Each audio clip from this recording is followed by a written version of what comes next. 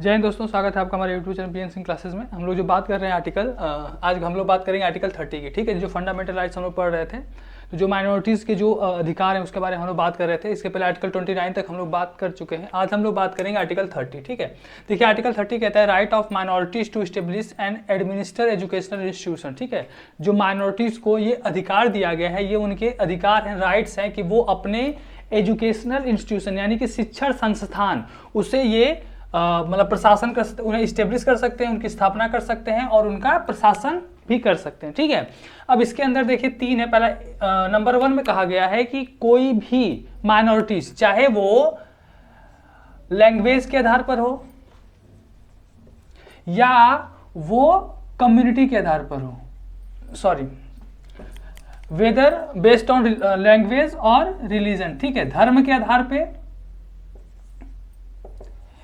या वो लैंग्वेज के आधार पर। ठीक है, जब हम इसके पहले वाले आर्टिकल बता रहे थे 29, उन्होंने बताया था कि हमारे यहाँ जो माइनॉरिटीज़ हैं उनको 2 लेवल पर देखा जाता है, एक भाषा के आधार पे और एक धर्म के आधार पे। ठीक है, तो चाहे वो धर्म के आधार पर हो चाहे वो भाषा के आधार पे हो, दोनों आधार पे जो हमारे यहाँ माइनॉरिटीज़ हैं वो अपने चॉइस के अनुसार, ठीक है, अपने इच्छा के अनुसार वो माइनॉरिटीज इंस्टीट्यूशंस ओपन कर सकते हैं, माइनॉरिटीज एजुकेशनल इंस्टीट्यूशन उसे इस्टेब्लिश कर सकते हैं और उसका एडमिनिस्टर कर सकते हैं, उसे प्रशासन कर सकते हैं। ठीक है, ये उनको अधिकार दिया गया है आर्टिकल 31 के अंतर्गत। ठीक है, इसके बाद है आपका आर्टिकल 1A।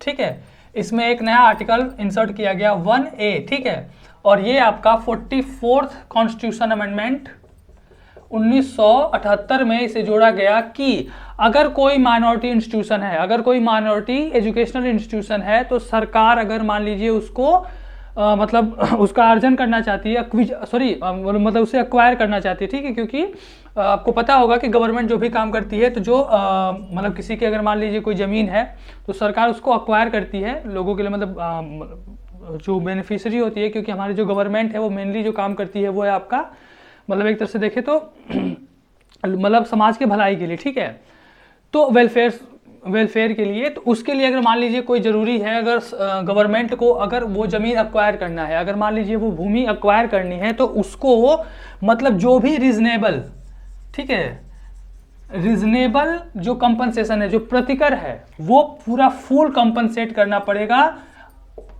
ठीक है, यानी कि स्टेट को पूरा का पूरा पैसा, जो भी कंपनसेशन उस समय के आधार पर होगा, उसे पूरा का पूरा उसे देना होगा।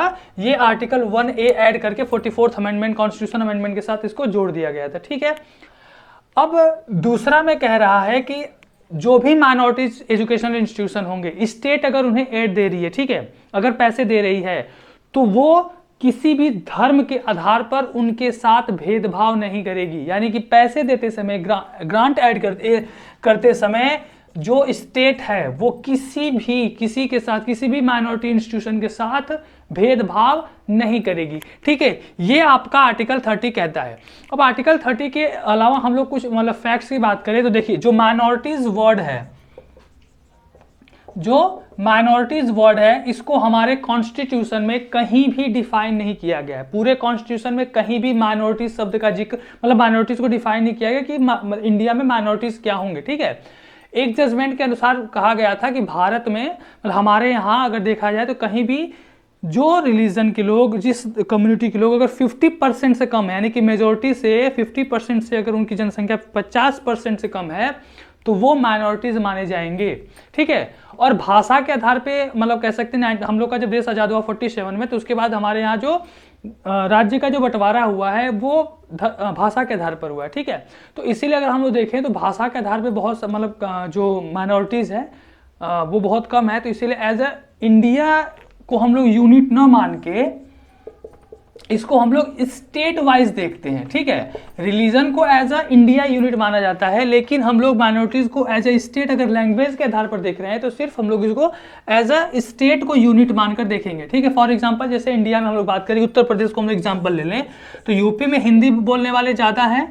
अब हिंदी के अलावा अगर मान लीजिए यहाँ पे कोई पंजाबी भाषा बोली जा रही है, तो पंजाबी यहाँ पे माइनॉरिटीज़ होगी, तो पंजाबी भाषा के जो लोग होंगे या मतलब जो गुजराती होंगे, तो वो लोग अपना इंस्टीट्यूशन भाषा के आधार पर माइनॉरिटीज इंस्टीट्यूशन ओपन कर सकते हैं। ठीक है, अब देखिए माइनॉरिटीज जो इंस्टीट्यूशन होते हैं, उन माइनॉरिटीज इंस्टीट्यूशन को हम लोग तीन आधार पर देख सकते हैं। पहला, जो सरकार की तरफ से पूरी तरह से उन्हें ऐड दिया जाता है, मान्यता प्राप्त है, ठीक है, और सरकार की तरफ से उन्हें पूरा पैसा दिया जाता है।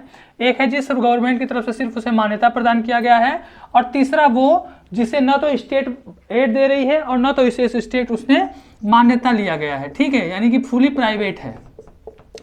अब इनको अगर ये तीन तरह के माइनॉरिटीज हैं, पहला वो जिनको स्टेट ने मान्यता दिया है और उनको ऐड भी दे रहा है, दूसरा वो जिनको सिर्फ स्टेट की तरफ से मान्यता प्राप्त है लेकिन ऐड नहीं ले रहे हैं, और तीसरे वो जिनको स्टेट की तरफ से उनको मान्यता भी नहीं मिली है और वो मतलब उनको ऐड भी नहीं मिल रहा है। तो इन तीन तरह के अगर माइनॉरिटीज इंस्टीट्यूशन है तो इनके अधिकार क्या है और इनके राइट्स क्या है। तो पहला वो, ये जो भी इनका जो पाठ्यक्रम होगा, स्टाफ की नियुक्ति होगी, एम्प्लॉय की नियुक्ति होगी, टीचर्स की नियुक्ति होगी, ये सारे जो भी चीजें होंगे इस पे स्टेट कंट्रोल कर सकता है, स्टेट डायरेक्शन दे सकता है, स्टेट इस पे इंटरफेयर कर सकता है, ठीक है।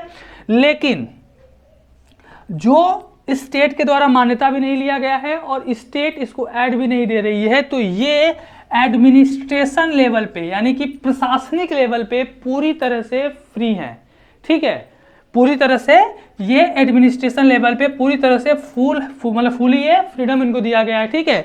तो ये तीन तरह के माइनॉरिटीज इंस्टीट्यूशन इंडिया में हम लोग देख सकते हैं। अब अगले वीडियो में हम लोग बात करेंगे आर्टिकल 32, ठीक है, जो कॉन्स्टिट्यूशनल रेमेडीज जो मतलब हमारे कॉन्स्टिट्यूशन में दिया गया है उसके बारे में हम लोग बात करेंगे, ठीक है। थैंक यू, जय हिंद।